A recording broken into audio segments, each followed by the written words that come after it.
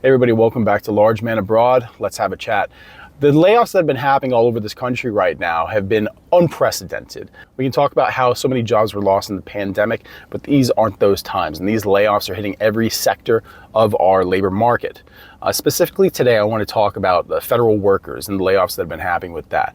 Since Trump's taken office, the federal labor force has seen a reduction of 200,000 jobs due to layoffs. An additional 260,000 federal workers that were either fired, bought out, or decided to retire early.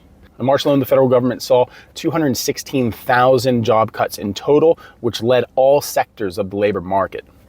These layoffs have been widespread and been causing turmoil, chaos, and uncertainty all throughout not just the news, but just the confidence in people, what's going on with this country. How long are these layoffs going to go? How many are coming? And there's been a lot of attempts from judges from lower courts to actually put a halt to these layoffs, saying that they're unfair, that it's a overreach of executive privilege, because many presidents in the past, they went ahead and got the approval of Congress before they actually conducted layoffs at this level. Although I can't remember a time in history other than during the pandemic where we saw layoffs at this level. All we do know is that hundreds of thousands of employees are still on the chopping block when it comes to federal workers. And the Trump administration just this past Friday had asked the Supreme Court to go ahead and lift those orders from the lower courts, saying that these lower orders were in breach by challenging the executive privileges of the United States president. The bid for the Supreme Court intervention, the latest step of the administration's urgent mission to downsize the federal workforce, the High Court had already assisted that mission once before. Last month, the justices lifted a lower court order that had blocked the mass firings of probationary workers at 6 cabinet departments. This administration's new appeal pertains to an even broader group of federal employees that numerous agencies are seeking to terminate under a February executive order that calls for large-scale reductions in force. U.S. District Court Judge Susan Ilston, the Clinton appointee, blocked the administration last week from carrying out the layoffs. Solicitor General John Sauer argued in his Supreme Court appeal that Ilston improperly encroached on the president's unquestioned legal authority to plan and carry out layoffs and reorganize the federal workforce. More concretely, Sauer wrote, the order has brought to a halt numerous in-progress rifts at more than a dozen federal agencies, compelling the government to retain, at taxpayer expense, thousands of employees whose continuance in federal service is determined by the agencies, not to be in the government and public interest. Trump's order was challenged by the largest federal workers union in the country, along with several nonprofits and local governments. More than 20 Democratic-leaning states have already filed briefs backing the workers. Ilston held that the administration is not following the strict set of legal and procedural requirements that apply when a government wants to conduct mass layoffs, including how long an employee has been with an agency. She added that the president also needs the cooperation of the legislative branch when making the kind of large-scale reorganizations Trump has announced, noting that Trump urged Congress to pass a bill to back similar efforts during his first presidency. Ilston's order covered 21 agencies, including DOJ, the Department of Energy, Commerce, Health and Human Services, Interior, Labor, State, Treasury, Transportation, Housing and Urban Development, Veterans Affairs, Agriculture, OMB, OPM, the National Labor Relations Board, National Science Foundation, Small Business Administration, Social Security Administration, and AmeriCorps. The fact is, these layoffs aren't going away, and only more are going to happen. What we're going to see is many more jobs being seen as unnecessary to keep around simply because the funding isn't there. So it may have been over 200,000 people that have been laid off so far, but where does that end? No one actually knows. The impact that this has on our country, layoffs on this scale throughout our government, creates so much uncertainty in the American people. There's already incredibly low levels of trust with the American people with regards to the government. But when the government starts cutting off its own limbs, the people have no idea what's going on.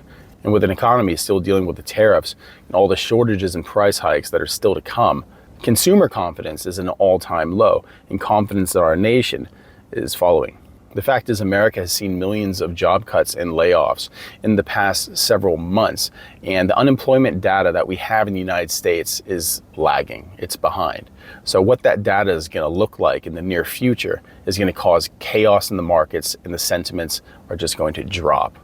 Our entire financial system relies on the speculation that America is going to move forward and progress in the future in a positive direction, that jobs are going to be created and that they're going to outpace layoffs and job cuts. But when we're talking about 100,000, 200,000 jobs that have been created month to month, while at the same time over 1 million people are being cut from their jobs or laid off every month.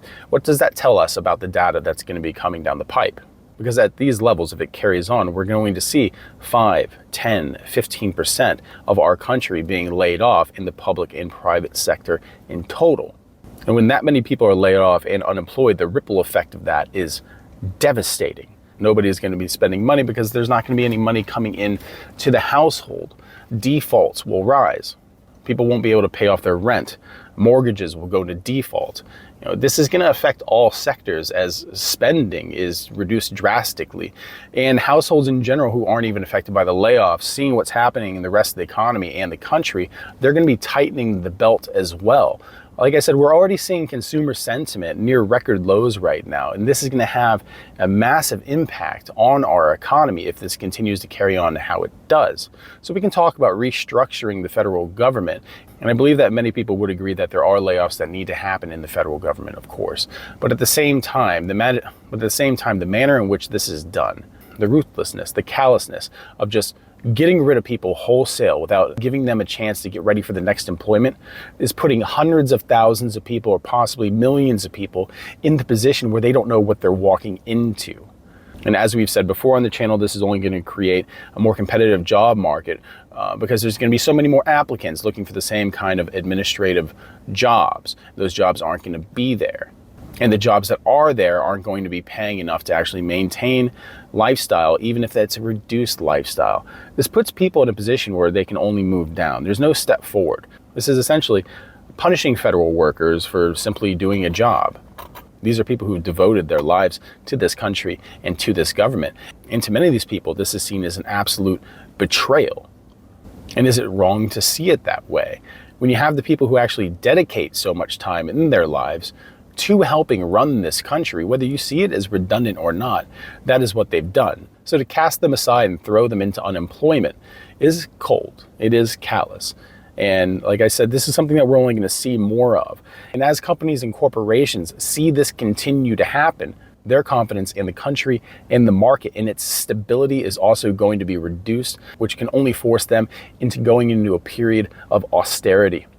Layoffs and job cuts to maintain business in America is one thing, but what happens when these businesses can't maintain themselves under the new program that this administration wants them to run on, where everything is being produced within America by American products? Is it going to force them to leave? Because it's either they're going to have to go under or they're just going to have to go and find a different consumer base.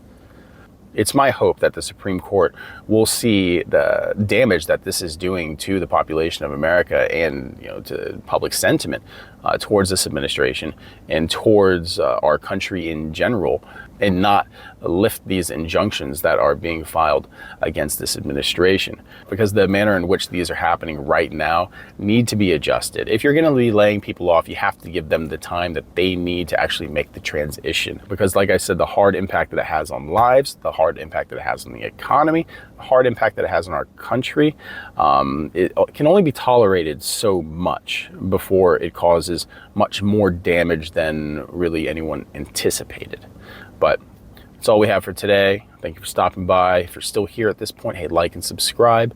We have memberships. Think about joining. Why not? The world's in a crazy place right now, and that's what we're here to talk about. So if you have anything to say, go ahead, drop it into the comments. We like to discuss it down there. Other than that, hey guys, have a good weekend.